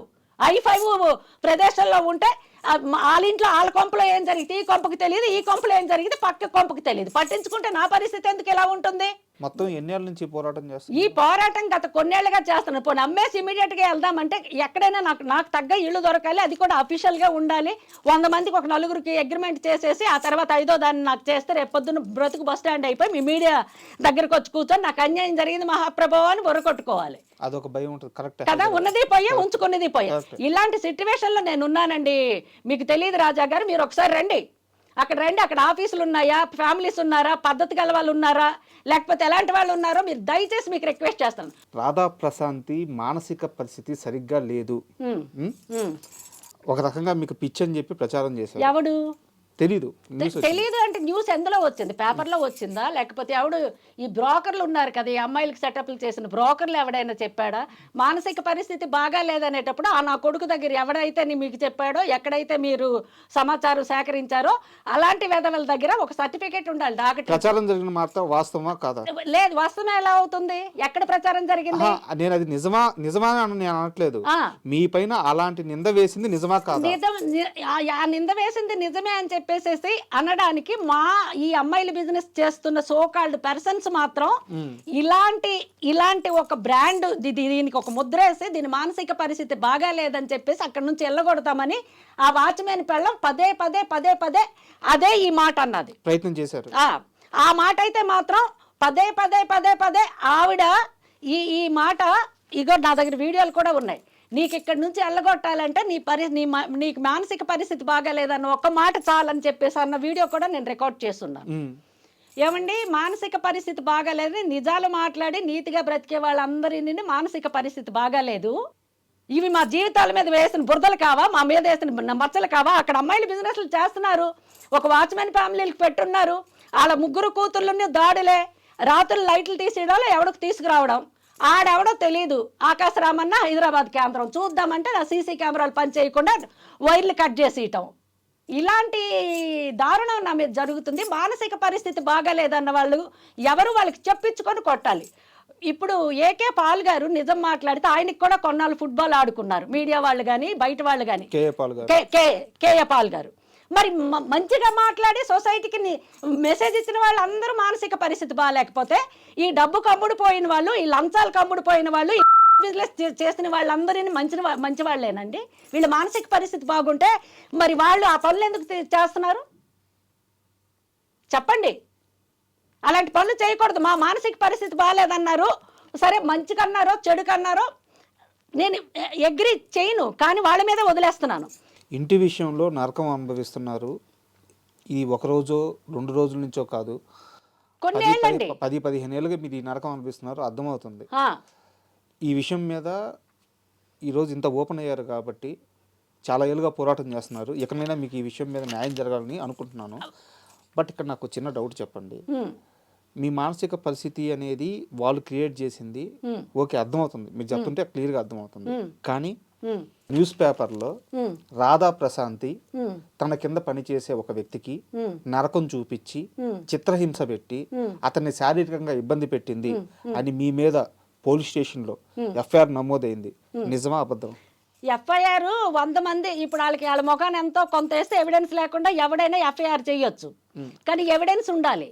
అలాగే పేపర్లు వేస్తేనే నేను వెళ్ళిపోయి అక్కడ కూర్చున్నా. అక్కడికి వెళ్ళి ఏమంటే ఏ ఎవిడెన్స్ తో మీరు వచ్చేసి ఇది వేశారు, ఇందులో మీరు ఎవిడెన్స్ నాకు చూపించాలి, చూపించకపోతే సీన్ సితార అవుద్ది. మీ ఒక్క పేపరే లేదు, ప్రపంచంలో చాలా ఉంది. మీరు ఎవిడెన్స్ చూపించకుండాను, మీరు ఏ పోలీసు ఏ ఎవిడెన్స్ ఇవ్వకుండాను ఒక ఎఫ్ఐఆర్ అయింది అన్నది మాత్రమే మీరు తీసుకొని మీరు ఇందులో వేశారు. మీ పేపర్ మీద నేను డ్యామేజ్ సూట్ వేస్తున్నా, మీరు ఎవిడెన్స్ చూపించాలి, చూపించకపోతే పరిస్థితులు తీవ్రంగా ఉంటాయి. నేను ఇక్కడ నుంచి కథలు ఇక్కడే ధర్నా చేస్తాను. తమాషాగా ఉందా? చేతిలో పేపర్ ఉందని చెప్పేసి చిత్రవాద ఆడు 15 తోలాలు బంగారం ఎత్తుకుపోయాడు ఇంటి నుంచి. ఆ పని మనిషి కాదు, టచ్ అప్ బాయ్. ఓకే, పని మనిషి కాదు, లేడీ కాదు, టచ్ అప్ బాయ్. షూటింగ్కి వెళ్ళి ఇవన్నీ మీరు అన్నారు కదా, ఇవేంటండి అని చెప్పేసి ఇవన్నీ వేసుకొని వస్తాను నేను, బప్పిలో హరి మ్యూజిక్ డైరెక్టర్ లాగా. ఇంకా చాలా ఉన్నాయి లోపల. ఇవన్నీ నేను వేసుకొని వచ్చి తీసి ఒక రుమాల్లో మూట కట్టుకొని ఇస్తే అటు నుంచి అటే ఉడాయించాడు. ఉడాయిస్తే ఇలాగ బంగారం మూట పట్టుకొని వెళ్ళిపోయాడు. ఆడు ఎక్కడ అంటే ఆడేదో విజయనగరం అంట, ఇక్కడెక్కడో ఉన్నాడని ఒక మేనేజరు ఇదేదో శ్రీకాకుళమో విజయనగరం వాళ్ళు అని చెప్పేసి అసిస్టెంట్ అని చెప్పేసి చెప్పాడంటే ఆ మేనేజర్కి వెళ్ళి పట్టుకుంటా, అమ్మ ఈడెవడో తెలియదు, మట్టి పెనో తట్ట పెనో చేస్తుంటే మీకు ఏదో అసిస్టెంట్ కావాలంటే పంపించాను, 15 తులాలు బంగారం అండి మూట కట్టిచ్చాను అని మేనేజర్కి పట్టుకున్నాం. మేనేజర్ పట్టుకుంటే ఆడు అక్కడ టూరిస్ట్ బస్సు అన్నపూర్ణ స్టూడియో దగ్గరికి వస్తే వాళ్ళకి ఎంతో కొంత అమ్మేసి మెడ్రాస్లో ఉన్న వాళ్ళ అక్కకి పంపించాడంటని చెప్పేసి అన్నాడు. బంగారం. మరి ఇప్పుడు ఆడి దగ్గర డబ్బులు లేవు. ఆడికి అరెస్ట్ చేశారు, తర్వాత అరెస్ట్ చేశారు, జైలుకి పంపించారు, అంత అయింది, చెప్తాను ఉండండి. ఆ తర్వాత 3 ఏళ్ళు కేసు. ఈ కేసు వేములూరి పట్టాభి గారని రేణుకా చౌదరి ఎన్టీఆర్ కేసులు డీల్ చేస్తాడు అతను. ఆయన టోఫాస్ బిల్డింగ్ ఉందా మన పంజాగుట్ట దగ్గర, టోఫాస్ బిల్డింగ్, జిమ్కి వెళ్ళే వాళ్ళం నేను అప్పుడు, 7th floor జిమ్కి వెళ్ళే వాళ్ళం. ఆ వెనకాలే Vemuluri Pattabhi the most popular lawyer, ఆయన డీల్ చేసింది కేసు. 15 తులాలు బంగారం ఎత్తుకుపోయి నేను చిత్రహింసలు పెట్టానని ఆడలాంటి వాడే ఆడికి డైరెక్షన్ ఇచ్చుంటాడు. పోలీసులు అలా ఉండబట్టే మా బ్రతుకులు ఇలా ఉన్నాయి. అందులో చిత్రహింసలు పెట్టేటప్పుడు మరి నువ్వు ఆ ఒంటి మీద దెబ్బనే ఉండాలి, కత్తి ఘాటైనా ఉండాలి, ఎక్కడ ఇక్కడ ఏమైనా ముక్కో చక్కో గీకి గిల్లిన అవైనా ఉండాలి. అవన్నీ నువ్వు చూపించు కదా చిత్రహింసలు అన్నాయి. ఒకటి ఎఫ్ఐఆర్ చేసేటప్పుడు వాడి దగ్గర ఎవిడెన్స్ ఉండాలి, రెండోది పేపర్లో రాసేటప్పుడు పేపర్ వాడి దగ్గరనే ఎవిడెన్స్ ఉండాలి. కానీ ఆ రోజు పక్క రోజే పేపర్లో మీరు వివరణ ఇప్పించేటట్టు చేశారు. అయ్యో నేను జర్నలిస్ట్కి ఎవడరా ఇది రాసిందని చెప్పేసి నేను వెళ్ళి ఇది రాసేటప్పుడు నీ దగ్గర ఎవిడెన్స్ ఉండాలి. ఎవిడెన్స్ లేకుండా ఎలా రాసావంటే ఈ పిఏ ఉంటారండి, అమ్మ మీకు ఇక్కడ ధర్నాలు గిర్నాలు వద్దు, మీకు జస్టిస్ చేస్తాము, ఎవడైతే రాశాడో వాడికి దీనికి ఖండించి మళ్ళీ ఇంకొకటి ఖండించి కూడా వేశారు. మీరు చూసారు, వివరణ వచ్చింది కదా, ఎవడేసాడో నాకు కావాలి. ఇంత పెద్ద పేపర్ పట్టుకుని సిగ్గేయాలండి మీకు. ఎట్లా మీరు ఇలా చేస్తారంటే, అమ్మ ఇది వేసింది ఈ ప్రొఫెషనల్గా పేపర్లో జర్నలిస్ట్ కాదమ్మా, జర్నలిస్టులు ఎప్పుడు తప్పు చేయరు. స్టింగర్స్ అని ఏ ఏరియాలైనా ఏదైనా ఒక మర్డరో ఒక మానభంగమో ఒక ఇష్యూ జరిగితే వాళ్ళు సమాచారం మాకు ఇచ్చినందుకు వాళ్ళకి ఇంతని ఇస్తాం, వాళ్ళకి స్టింగర్స్ అంటారంట. వాళ్ళు సేకరించింది శ్రీనివాసరెడ్డి అన్న అతను మాకు ఇది ఇచ్చాడు అంటే ఈ ఎఫ్ఐఆర్కి డీటెయిల్స్ ఇలాగన్నారు అలాగన్నారని. ఆడెక్కడుంటాడు అన్నాను. పట్టుకొని కొట్టారా? ఇది అమీర్పేట దగ్గర ఇప్పుడు మన రామ్ గోపాల్ వర్మది క్యాసెట్ల వీడియో షాప్ ఒకటి ఉండేదండి, కనిష్క బార్ అండ్ రెస్టారెంట్ అని అక్కడ ఉండిందండి. అమీర్పేట చౌరస్తా సెంటర్ లో కొట్టానండి, కాలర్ పట్టుకొని ఈడ్చుకొచ్చాను. ఫస్ట్ ఫ్లోర్, ఆ ఫ్లోర్ నుంచి మెట్లు దిగు ఇలాగే ఈడ్చుకొచ్చా. ఎందుకే కదా మిమ్మల్ని టైగర్ అనేది? కాదండి, ఈడ్చుకొచ్చా నేను ఆ సెంటర్కి. అప్పుడు ఈ రామ్ గోపాల్ వర్మ వీడియో క్యాసెట్ల షాప్ ఉంది, బార్ అండ్ రెస్టారెంట్ కనిష్కనో ఏదో పేరు నాకు కరెక్ట్. అక్కడ అంతమంది జర్నలిస్టులు ఉన్నారు, అవన్నీ చేసుకొని దగ్గరకు వచ్చారంటే పరిస్థితులు తీవ్రంగా ఉంటాయని మెయిన్ రోడ్డు దగ్గరికి నేను వాడు కాలర్ పట్టుకొని మెట్టుల నుంచి ఈడ్చుకొచ్చి ఎక్కడరా కొట్టాము, చిత్రహింసలు ఎక్కడ చేసాం, నువ్వు ఒక్క ప్రూఫ్ చూపించకపోతే ఇక్కడ నీకు ఏసి పారదొబ్బుతా. మీరు అన్నారే మానసిక పరిస్థితి బాగాలేదు, మానసిక పరిస్థితి బాగాలేని వాళ్ళు మర్డర్ చేసినా కూడా మానసిక పరిస్థితి బాగాలేదు కనుక కొట్టివేయబడింది అని తీర్పు వస్తుంది. అందుకనే కొట్టారా? అప్పుడు కాదు, ఇప్పుడు మీరు అన్నారు కదా, ఇక్కడి నుంచి మాత్రం అదే జరుగుద్ది. మానసిక పరిస్థితి బాగాలేదని ఎవరైతే ముద్ర వేశారో అలాంటి వాళ్ళు ఆత్మరక్షణ కోసం మర్డర్ చేసినా కూడా కేసు కొట్టివేయబడుతుంది. అందుకని చెప్పి అప్పుడే నేను ఎందుకు కొట్టానంటే, ఎలాగండి నిందలు వేస్తారు. ఇప్పుడు మేము ఇండస్ట్రీకి నమ్ముకొని వచ్చిన వాళ్ళం, ఇలా చిత్రహింసలు పెడుతున్నామని చెప్పేసి తెలిసేటప్పుడు రేపు పొద్దున్న ఫలానా నటి ఈ విధంగా ఫలానా పరిస్థితి ఆవిడ దగ్గరికి వెళ్తే ఇలా అంటే మాకెవడైనా వేషం ఇస్తాడా? తర్వాత ఖండించారు, మీరు చూసారో లేదో. రాధా ప్రశాంతికి సినిమా ఛాన్సులు రాకుండా పోయింది పేపర్లో పడ్డ వార్తల వల్ల కాదు. రాధా ప్రశాంతి సినిమా షూటింగ్ నడుస్తున్నప్పుడు సెట్స్ లో ఎంతమంది మేనేజర్లు కొట్టారు? ఎంతమంది మేనేజర్లు కొట్టలేదు కానీ చెప్పండి. కో డైరెక్టర్ని కొట్టాను, ఇద్దరిని, ఒక మేనేజర్ని కొట్టాను. ఎందుకు అంటే ఎర్ర సూర్యుడు షూటింగ్ అప్పుడు ఇప్పుడు పెద్ద ప్రొడ్యూసర్ అయిపోయాడులేండి ఆయన. ఎందుకులే, ఇప్పుడు స్టార్ ప్రొడ్యూసర్లు స్టార్ హీరోలు వాళ్ళ అబ్బాయిలు. అప్పుడు ప్రొడక్షన్ మేనేజర్ అతను. బట్టలు మార్చుకుంటుంటే నేను ఇలాగ తలుపు తీస్తే నేను బట్టలు మార్చుకుంటున్నానండి సారీ అని గడపెట్టిన దబా దబా దబా దబా కొడుతున్నాడు. ఎందుకు అక్కడ ఇరిటేషన్ వచ్చింది నాకు. జాకెట్ చీర మార్చుకోవాలి, చేంజ్ అన్నారు డ్రెస్, దబా దబా కొడుతుంటే నాకు తేళ్ళు జర్లు, అప్పటికే నాకు బ్లడ్ ఉడుకుతుంది లోపల. ఒకసారి చెప్పా, నీడావిడు ఆడి తర్వాత వీడు కో బ్రదరా ఎవడ వీడి కథ ఏంటో చూద్దామని చెప్పేసి డోర్ తీశాడు. చూస్తే వీడే శోభన పెళ్లి కొడుకులాగా నిల్చున్నాడు హీ అని చెప్పేసి. ఏంటి కథ అన్న, ఏంటి మీరు పెద్ద గ్రేట్గా ఫీల్ అవుతున్నారు, అవుట్డోర్కి వెళ్తే ఆ చెట్టు దగ్గర ఇలా పక్క తిరిగి మార్చుకుంటారు, మీరు ఇట్లాగ వచ్చేసి గెడలు పెట్టి మీరు ఇలా తలుపులు వేసి మార్చుకుంటే ఇండస్ట్రీలో ఉన్నట్టే చాలా మందికి చూసాం ఇలాంటి వాళ్ళకని అన్నాడు. ఆహా మంచిదే, నేను కూడా చాలా మందికి చూసే వచ్చాను. నక్సలైట్ల బ్యాక్గ్రౌండ్ అమ్మ మాది అక్కడ. నేను నాతో చదువుకున్న వాళ్ళందరూ నేను అక్కడ ఇదిగో న్యాయం జరక్క అందమ్మడి వెళ్ళిపోయారు, నేను పొరపాటుని ఇటు వచ్చాను. అర్థమైంది కదా, ఏంటి కథ చెప్పంటే చాలా మందికి చూసామా, నేను చూసాను పద్ధతి తేల్చుకుందామని చెప్పేసి. అంటే ఏంటి తేల్చుకునేది, నేను ఇక్కడే ఉంటాను, నువ్వు మార్చుకోవాలి, నేను ఇక్కడి నుంచి కదలను అన్నాడు. అంతే, సరే నువ్వు అక్కడే ఉండు, నేను కూడా నేను మార్చుకున్న తర్వాత నేను ఇక్కడ ఏదో సెటిల్ చేసుకుంటానని చెప్పేసి లాగే అక్కడే. మరి అది తిరగటం లేదు వెళ్ళటం లేదు, నేను ఎక్కడ మార్చుకోవాలి. ఒక్క తన్నాక ఆ కాలర్ పట్టుకొని చెల్లపద డైరెక్టర్ దగ్గరికి అన్నా, నువ్వు ఇక్కడ ఉంటుండగా మార్చుకోవడానికి నాకు తాళి కట్టిన మొగుడువా కాదు, నువ్వు ఉంటుండగా నేను మార్చుకోవడం అంటే, తాళి కట్టిన మొగుడైనా మూడు బాగుంటే ఎస్ అనాలి, లేకపోతే దొబ్బియాలి. నాకు మూడు వచ్చింది అంటే యాక్ట్లో కూడా బలవంత చేయకూడదండి భార్యకి. పతివ్రత అయితే సహకరించవచ్చు, నేను కాదనలేదు, మీరు చెప్పేది కరెక్టే. ఇప్పుడు నేను కాదనలేదు, భర్త ఇప్పుడు అలాగే సహకరించకపోతే బయట తిరుగుతాడంట. ఇక్కడ సహకరించినా ఇక్కడ అందంగా ఉన్నా కూడా బయట కొంపలు పెట్టుకొని కొల్లేర్లు అవుతున్నాయి కదండి జీవితాలు. అక్కడ ఏంటి అంటే నేను ఇక్కడే ఉంటాను, నువ్వు మార్చుకోవాలన్నాడు. అక్కడే నువ్వు ఉండు, నేను చేయాల్సింది చేస్తానని ఒక తాపుతున్నాను, ఫిల్టర్ పట్టేసుకొని తీసుకెళ్ళాను. సరే, నేను నెంబర్ ఆఫ్ ఇన్సిడెంట్స్ గురించి వెళ్ళట్లేదు, నాకు తెలిసి ఇది మొదటిది కాదు, అంతకు ముందు జరిగింది తర్వాత జరిగింది. కానీ మీరు ఖండించింది మరి పేపర్ వాడు తప్పుగా ఇకపోతే ఎందుకు ఖండించాడు అన్నది యాజ్ ఎ జర్నలిస్ట్గా మీకు ఐడియా ఉందా? తప్పు లేదు కాబట్టి ఖండించాడు కదా. చిత్రహింసలని రాపించింది పోలీసోడు. ఆ పేపర్ని హైలైట్ చేయడం కోసం స్టింగర్ అనేవాడు రాంగ్ న్యూస్ తీసుకొచ్చి వాడి కమిషన్ వాడు తీసుకున్నాడు. నేను అడగడానికి కారణం కూడా అదే, ఆ రోజు మీ తప్పు లేదు అని చెప్పడానికి నేను అడగడానికి కారణం. అండ్ ఈ విషయంలో కూడా మీరు మేనేజర్ని కొట్టింది కూడా, అతన్ని ఎవరు మేనేజర్ కానీ లేకపోతే ఆ కో డైరెక్టర్ కానీ మీరు కొట్టింది కూడా అక్కడ ఏం జరిగిందో చెప్పడానికే నా ఉద్దేశం.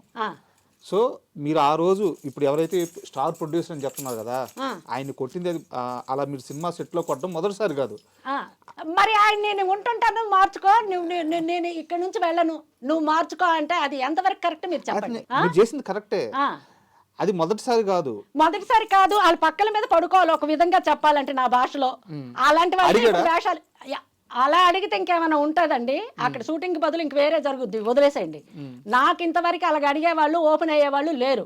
ఇష్టం ఉంటే అది వేరే, ఇష్టం ఉంటే అడగక్కర్లేదు. ఇది ఏదో వస్తుందంటే అది నాకు మీరు తక్కువ రెమ్యునరేషన్ ఇచ్చినా పర్వాలేదు అని చెప్పేసేసి నేను యాక్ట్ చేసేటప్పుడు ఇష్టం ఉంటే పెట్టుకుంటాడు, లేకపోతే లేదు. మీ కోపం,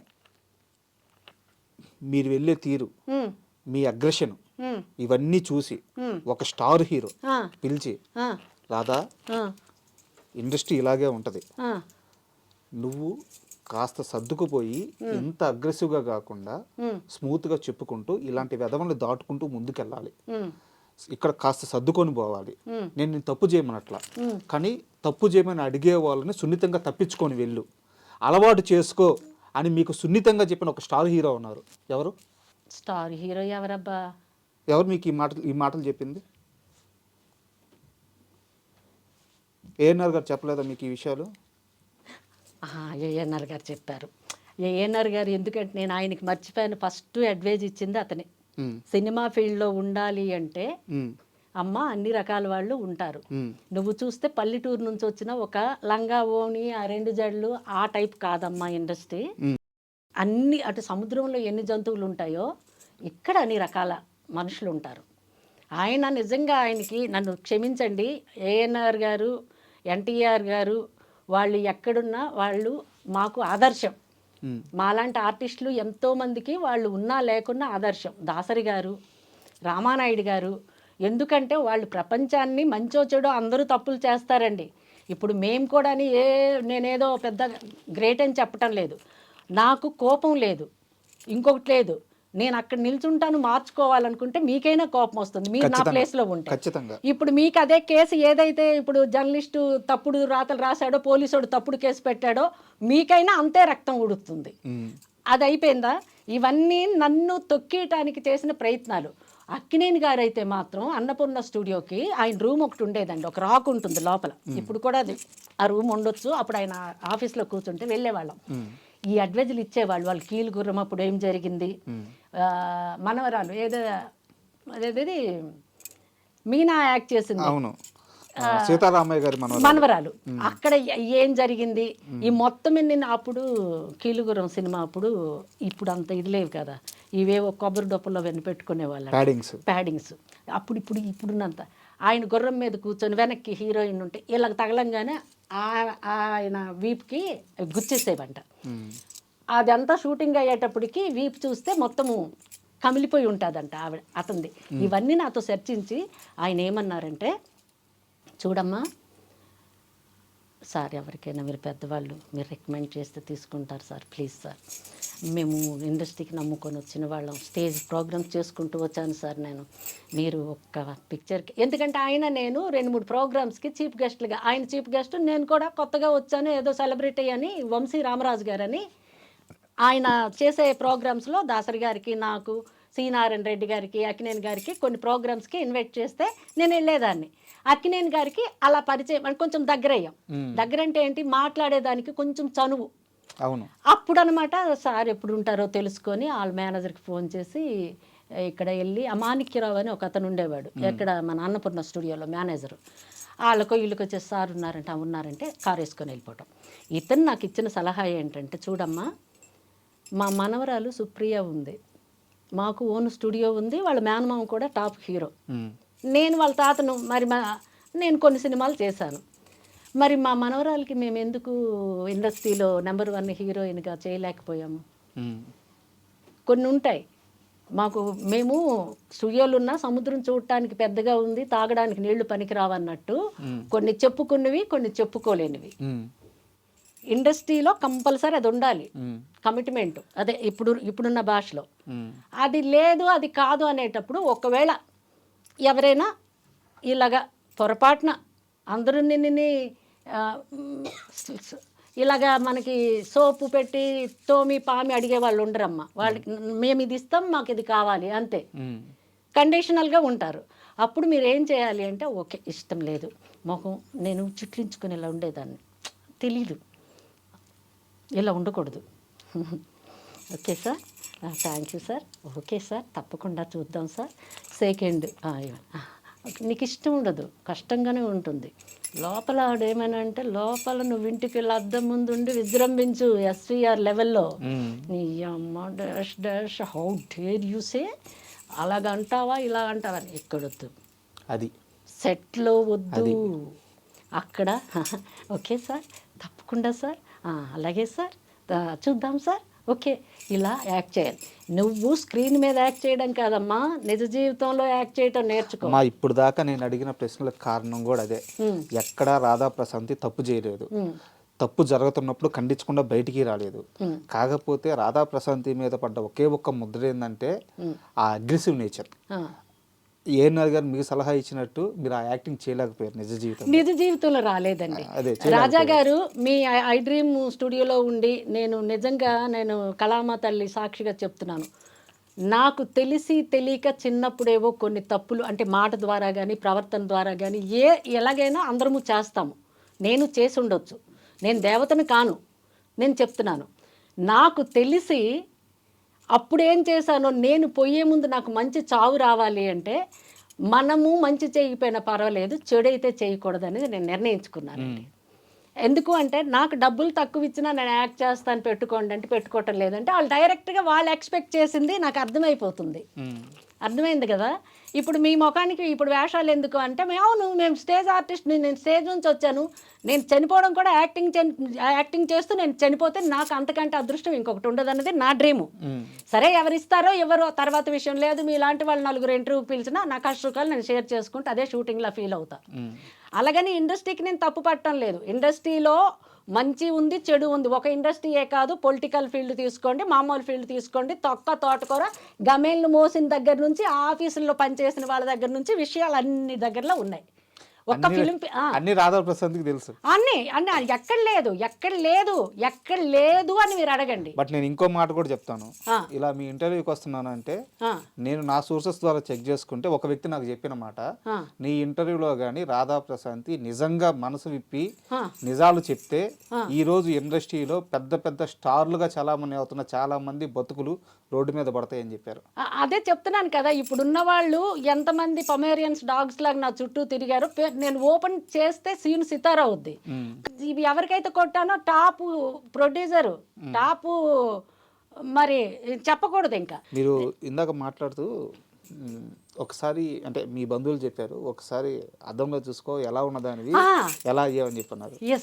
ఈ ఇంటర్వ్యూకి వచ్చే ముందు మీ పాత ఫోటో ఒకటి చూశాను. ఆ రోజు ఉన్న స్టార్ హీరోయిన్లు అందరికంటే చాలా అందంగా ఉన్నారు. అయితే నేను వాళ్ళు చెప్పింది చేయలేదు కాబట్టి నా అందం పనికి రాలేదు, నా యాక్టింగ్ పనికి రాలేదు, నేను పనికి రాలేదు ఇండస్ట్రీకి. వాళ్ళు చెప్పింది చేసుంటే నేను ఈరోజు పుణ్యమా అంటూ నేను ఇలాంటి 3-4 బిల్డింగ్ కట్టేసి మీలాంటి ఐ డ్రీమ్ వాళ్ళకి నేను రెంట్లతో బ్రతికేసేదాన్ని. కానీ హీరో కృష్ణ గారికి మీరంటే ప్రత్యేకమైన అభిమానం ఉంది. ఆయన అంటే కూడా నాకు చాలా ఇష్టం.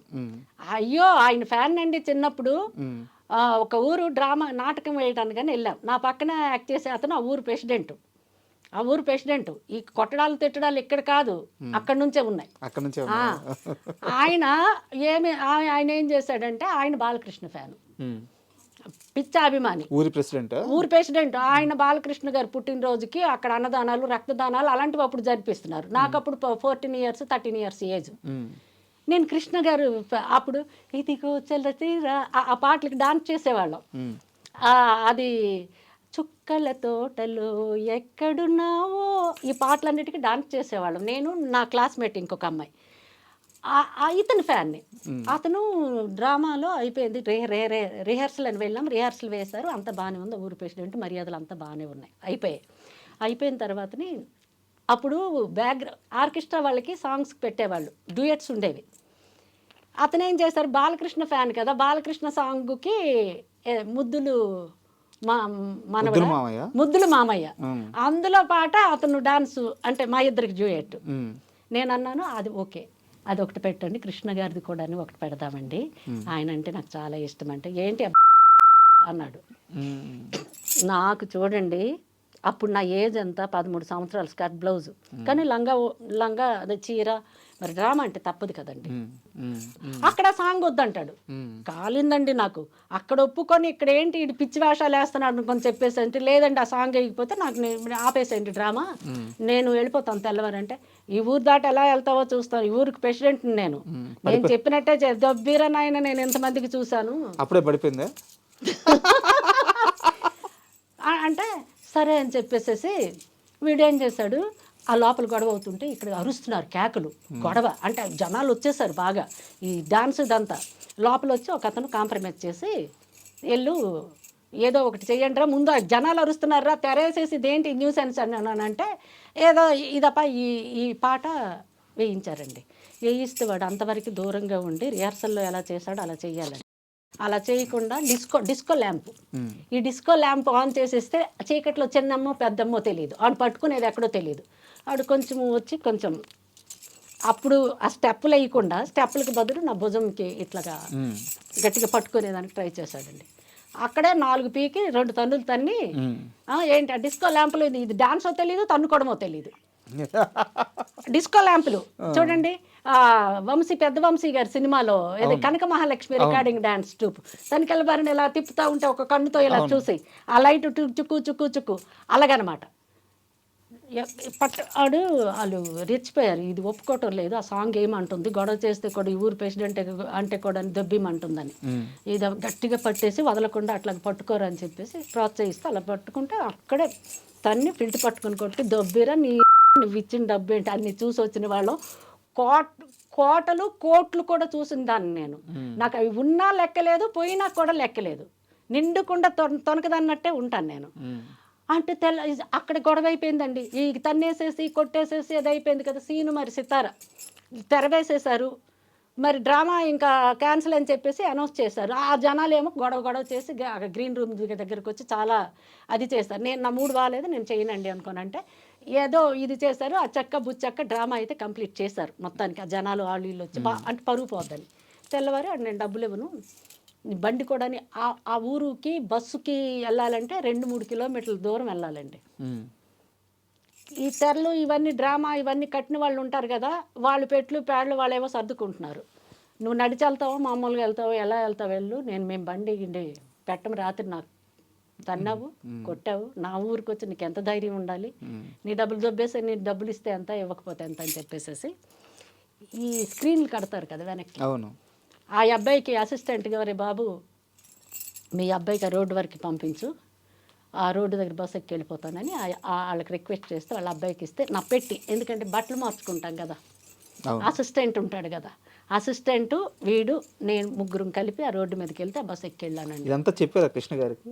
అంత నాకు అవకాశం రాలేదు, కానీ ఆయన అంటే మాత్రం నాకు పిచ్చా ఇష్టం ఉండే చిన్నప్పుడు. మరి ఇంతమందిని ఇంత స్ట్రిక్ట్గా దాటుకొని వచ్చారు మీరు, మీ వారి విషయంలో దొరికిపోయారు కదా. మా వారి విషయంలో నేను దొరకలా, నాకు స్పందన ఉండదు, మీకు తెలుసో లేదు. నాకు ఈ ప్రేమలు దోమలు ఇలాంటి ఫీలింగ్స్ అంటే మీరు ఆడవాళ్ళు కారా అని చెప్పేసి మీరు ఇంకొక క్వశ్చన్ వేయొచ్చు. ఐఎమ్ సారీ, ఫీలింగ్స్ అంటే చిన్నప్పటి నుంచి కష్టాలు చూసా. సుఖం అంటే ఎవరికి అక్కర్లేదు చెప్పండి, అందరికీ కావాలి. నాన్నగారు చిన్నప్పుడు చనిపోయారు, నాన్నగారు లేరు కాబట్టి 3 పిల్లలు, అంటే 3 ఆడవాళ్ళము ఒక తమ్ముడు. ఈ 3ని నాన్నగారు చనిపోయిన తర్వాత మా ఆస్తులేమో కౌలుకు చేసుకున్న వాళ్ళు స్వాధీనం చేసుకొని మేము కోర్టులో మా అమ్మ 20 సంవత్సరాలు తిరిగింది, అంటే మా భూములు మాకు రావాలి అని. ఇంట్లో ఇత్తడి బిందులతో సహా కోర్టు ఫీజులకు తాకట్టు పెట్టిన రోజులు నేను చూశాను. మరి అలాంటప్పుడు నేను బాధ్యత తీసుకొని వీళ్ళు పెళ్ళిళ్ళు వీళ్ళు మంచి చెడ్డ చూడాలి అన్నది ఒకటి పెట్టుకున్నాను. అప్పుడే కలెక్టర్లు మినిస్టర్లు శ్రీకాకుళం జిల్లాలో ఐఏఎస్లే తిరిగేవాళ్ళు. మిమ్మల్ని పెళ్లి చేసుకుంటాను బాబు అంటే మా అమ్మ అనేది ఏమే మా కష్టాలు మాకు ఉంటాయి, అంత పెద్దవాళ్ళు వచ్చి అడుగుతున్నారు, నువ్వేనే సుఖపడతావు, చేసుకోయమ్మా, పోనీ మేము ఏదో చేసుకొని మా బ్రతుకులేవో మేము బ్రతుకుతాం, ఎన్నాళ్ళు మా కోసం నువ్వు ఉంటావు, ఈ డ్రామా నాటకం ఇంకొకటో సినిమానో, వద్దమ్మా నీ జీవితం నువ్వు చూసుకో అంటే, లేదమ్మా నాన్నగారు ఉంటే ఈ బాధ్యత చూసేవాళ్ళు, కదా నేను లేకపోతే ఇప్పుడు వీళ్ళు రేపు పొద్దున్న ఏ రాంగ్ స్టెప్ ఎటు వెళ్ళిపోయేటు ఏ బండి ఏ గాడిలో పడుతుందోనని అందరికీ పెళ్ళిళ్ళు చేసి అందరికీ ఒక దారి చూపించి, తరువాత నేను చేసుకోవాలని కాదండి, వాళ్ళు అంటే నన్ను చూశారు. నా పుట్టినరోజుకి మా అక్క వాళ్ళ మరిది గారు విజయవాడ నుంచి వస్తే ఈయన క్లాస్మేట్స్ అంట లయోలా కాలేజీలో, వాళ్ళతో పాటు ఈయన వచ్చి చూశాడు. అక్కడి నుంచి అనమాట నైట్ టైం అనమాట ఫోన్లు, మా వదిన గారు మా బ్రదరు మాట్లాడటం. మా వదిన అంటే మా మేనమామ కూతురు, మా అమ్మ వాళ్ళ అన్నయ్య కూతురు, మా ఇంట్లో ఉండేది. వాళ్ళకి పొలాలు అవన్నీ ఉన్నాయి, ఊర్లో వాళ్ళ అమ్మ వాళ్ళు చూసుకునేవాళ్ళు. ఈవిడ నా దగ్గర ఉండేది సినిమా ఫీల్డ్కి. మా అమ్మ మాత్రం ఊర్లో ఉండేది. ఈవిడికి ఏం తెలియదు, ఆవిడ ఇలా అడ్డగుండారులా కడతాది ఇలాగా, అంటే అక్కడ మన శ్రీకాకుళం జిల్లా అలా. ఆవిడకేం తెలియదు. వదిన గారు మా బ్రదరు వాళ్ళంతా ఇక్కడ ఉండేవాళ్ళు. మీకోసం చనిపోయడానికి కూడా ఏదో సూసైడ్. అయితే నేను ఫోన్లు చేస్తుంటే మామిడి పళ్ళు సీజన్ అప్పుడు వాళ్ళకి వచ్చేసి ఒక 500 ఎకరాలు అన్నీ ఉన్నాయి భూములు, మామిడి తోటలు అవి. ఒక కాలేజ్ కూడా అక్కడ కట్టారండి, గవర్నమెంట్కి ఇచ్చేసారు. న్యూజివీడ్కి వెళ్ళే తోవలోనే ఇప్పుడు కొన్ని కోట్లు అవుద్ది అది. అప్పిడి సుబ్బారెడ్డి కాలేజీ అని ఉంటుంది, అది మా హస్బెండ్ వాళ్ళ తాతగారి పేరు. అప్పిడి సుబ్బారెడ్డి అంటే మా హస్బెండ్ వాళ్ళ నాన్నగారి నాన్న. ఆ యార్చ్కి ఆ పేరు నూజువీడికి వెళ్ళే తోవలోనే మైలవరం పక్కన. వాళ్ళకి మంచి పేరు ఉందండి, కానీ నా రాత కరెక్ట్గా లేదు, ఆయన వేరే ట్రాక్లోకి వెళ్ళిపోయారు. మీ విషయానికి వస్తే మీరు యాక్ట్ చేసిన సినిమాల్లో నాకు బాగా నచ్చే సీన్ వచ్చేసి ముత్యాల సుబ్బయ్య గారి డైరెక్షన్లో పెళ్లి చేసుకున్నారా అని చెప్పి ఒక సినిమా ఉంది. పెళ్లి చేసుకుందామా పెళ్లి చేసుకుందాం రా మంచం చుట్టూ సుధాకర్ తిరిగేది. ఓకే, అదంతా కామెడీ ట్రాక్, అదంతా ఓకే. ఒక సీరియస్ సీన్ ఉంది. ఆ కాలనీలోకి సౌందర్యాన్ని వెంకటేష్ తీసుకొస్తారు. కుటుంబాలు ఉండే ఇళ్ల మధ్యలోకి ఇలాంటి చెడిపోయిన అమ్మాయిని తీసుకొస్తున్నారు. అసలు అంటే మీ డైలాగే అనుకుంటాను అది, నాలాంటి పతివతని పట్టుకోబడలేదు, చూస్తేనే కాలిపోతాను అని చెప్పేసి చెప్పి డైలాగ్ ఉంటుంది అనమాట. అద్భుతమైన సీన్. వెంకటేష్ గారు ఆ తర్వాత వచ్చి ఇట్లా అందరిని ఎవరే ఇక్కడ మాట్లాడి పతివ్రతలు మొగుళ్ళు అయినప్పుడు మీరేం చేస్తున్నారో అది తెలుసు, ఇది లేనప్పుడు. అద్భుతమైన సీన్. ఆ సీన్ గురించి, ఆ సినిమా గురించి ఏమన్నా జ్ఞాపకాలు ఉంటాయి? ఏమీ లేవండి. ఎందుకు లేవంటే యాక్చువల్లీ నాకు స్లీవ్లెస్ బ్లౌజ్ వేసుకోవడం ఇష్టం లేదు. ఆ సీన్లో నేను యాక్చువల్లీ ఇంటికి వెళ్ళిపోదాం అనుకున్నా. నేను ఆ బ్లౌజ్ కోసం కూడా చాలా అక్కడ డిస్కషన్ జరిగింది. ఇక్కడ నుంచి మంచం చుట్టూ తిరిగేటప్పుడు లారీ డ్రైవర్ పెళ్ళం క్యారెక్టర్ కదా, ఈ బ్లౌజ్ వేసుకోమంటే నేను వేసుకోనని, నేను అలాంటి బ్లౌజ్ ఉందని చెప్పుంటే నేను నా క్యారెక్టర్ నేను ఒప్పుకునేదాన్ని కాను. ఇక్కడికి వచ్చిన తర్వాత నాకు ఈ బ్లౌజ్ అంటున్నారు, ఇది కరెక్ట్ కాదండి. నేను స్లీవ్లెస్లు ఎక్స్పోజింగ్లు అలాంటివి ఏంటి, నాకు హీరోయిన్గా వచ్చేటప్పుడే నేను చీరలో మిడ్డీలో పంజాబ్ డ్రెస్సుల్లో ఉన్నాను తప్పితే అలాంటివి నేను చేయలేదండి. అంటే మా పెద్ద డైరెక్టర్ హీరో వెంకటేష్ బాబు, ఇప్పుడు మీరు ఆల్రెడీ 4-5 సీన్లు మీతో అయిన తర్వాత మీ బ్లౌజ్ కోసం అంటే ఏం బాగుంటుందని కన్విన్స్ చేసి వేయించారండి. ఇక్కడికి ఇది జాకెట్, ఇక్కడికి ఇది ఉండదు స్లీవ్లెస్, అది కూడా అక్కడ ముత్యాల సుబ్బయ్య గారు వాళ్ళందరూ ఇప్పుడు ఉన్నారు, కావాలంటే అడగచ్చు ఆ బ్లౌజ్ కోసం. ఎందుకంటే ముత్యాల సుబ్బయ్య గారు వారికి అంటే ఇక్కడ కో డైరెక్టర్లు, మేనేజర్లు, ఆ కాస్ట్యూమర్లు వాళ్ళు కొంచెం మేనేజ్ చేస్తారు. అంటే బ్లౌజే కదమ్మా, ఏముంది అదేముంది ఇవాళ రేపు ఫ్యాషన్ అని. అంటే ఎందుకండి సినిమా ఇండస్ట్రీకి వచ్చి మీరు అది వేసుకోను ఇది వేసుకోనని ఎలా అంటున్నారని మీకు డౌట్ రావచ్చు. వేసుకోకూడదని కాదండి, అసలు నాకు కొన్ని క్యారెక్టర్లు నాకు తెలియకుండా నేను చేశానండి. నేను కొంచెం మంచి క్యారెక్టర్లు చేద్దాము, డేరింగ్ అండ్ డాషింగ్ క్యారెక్టర్లు చేద్దాము అలాంటి డ్రీమ్తో ఉన్నాను. కానీ మనం అనుకున్నట్టు ఇండస్ట్రీలో ఎవడు మనం అనుకున్న క్యారెక్టర్లు ఇవ్వడు. అలా అనుకుంటే మనమే సొంతంగా సినిమాలు తీసుకోవాలి. ఆ తర్వాత నాకు అర్థమైందండి, అప్పట్లో తెలియక కొన్ని తప్పులు నేను చేశానండి.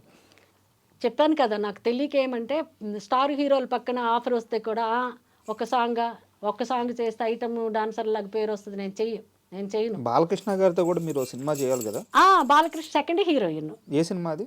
అది వైజాగ్లో షూటింగ్ అవుతుందండి. వాణి విశ్వనాథ్ అందులో హీరోయిన్. సెకండ్ హీరోయిన్కి నాకు అడిగారు, అతను సుధాకర్ రెడ్డి కెమెరామ్యాన్, వాళ్ళ కెమెరామ్యాన్. అడిగి మేకప్ టెస్ట్ కూడా నాకు చేశారు. సత్యం గారని బాలకృష్ణ దగ్గర మేకప్ మ్యాన్ ఏమో సత్యం అని ఒక అతను ఉండే, అతను నాకు మేకప్ అదంతా వైజాగ్లో ఆ సినిమా ఎందుకు మిస్ అయింది? మా ఇంట్లో ఒప్పుకోలేదు అప్పుడు.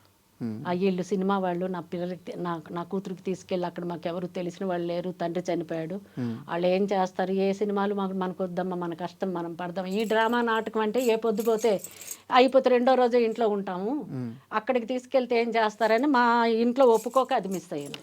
ఇది నిజమో కాదో నాకు తెలియదు, బట్ నా దాకా వచ్చిన సమాచారం హీరోయిన్ యమున గారితో మీకు ఏంటి గొడవ? నాకేం గొడవ లేదండి, మీరు ఫోన్ చేసి అడగండి, నాకు గొడవ ఏంటి? ఇష్యూస్ ఏం లేవు ఇద్దరికి? ఆవిడకి నాకు విశేషం, మీరు మాట్లాడండి ఫోన్ చేసి, యమున గారి నెంబర్ ఉంటే ఎవరికైనా కనుక్కొని ఫ్రెండ్లీగా, ఏది ఆ సీరియల్ వరకే. అక్కడ ఇష్యూ యమున కాదండి, అచ్యుత్ యమున మేమందరం ఫ్రెండ్లీగా చేసాం. ఇప్పుడు ఇలియాష్ గారు డైరెక్టర్, మన స్వప్న వాళ్ళ ఫాదరు, అవును, మీరు అడగండి.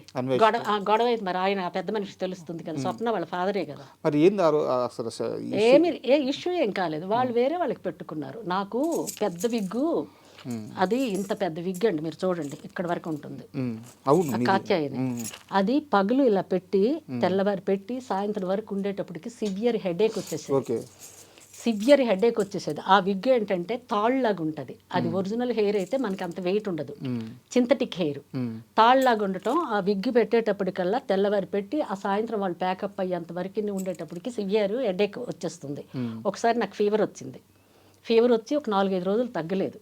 ఏంటి ఈ హెడేక్ ఫీవర్, ఇదంతా స్కానింగ్, అదంతా సిటీ స్కానింగ్ అంతా చేయించాం, నార్మల్గానే వచ్చింది. టిక్కులు పెట్టించారు యశోదాలు. ఈ గ్యాప్లో వీళ్ళు ఏం చేశారంటే, ఈ ఎవరు విజయలక్ష్మి అని వేరే సింగర్ ఉన్నారు, ఆ అమ్మాయికి ఈ క్యారెక్టర్కి ఓకే పెట్టారు. మీరు యమున గారికి అడగండి, యమున నేను ఫ్రెండ్లీగా మాట్లాడుకుంటాము, అట్లాగేమి అచ్యుత్ కానీ యమున కానీ ఎందుకు. ఇప్పుడు ఇలియాష్ గారికి ఆయన డైరెక్టర్ అయితే ఆయనకి తెలియకుండా ఉంటుందండి. ఈ పుకార్లన్నీ ఎవడు మరి ఎవడికి ఇలాంటి ఆకాశరామన్న హైదరాబాద్ కేంద్రం అని ఎక్కడి నుంచి మోసుకొస్తున్నారో ఎక్కడ సృష్టిస్తున్నారో తెలియదు. కానీ మొన్నటి వరకు యమున గారి నెంబర్ నా దగ్గర ఉండింది, ఇలాంటివి ఏమీ లేవు. ఉంటే మీ మీడియా ముందు దాయాల్సిన అవసరం లేదు. చాలా చాలా చాలా థ్యాంక్ యూ. ఏమైనా చెడుగా మాట్లాడితే ప్రేక్షకులు అంటే ఐ డ్రీమ్ చూసే ఫాలోయర్స్ నన్ను క్షమించండి. Thanks a lot.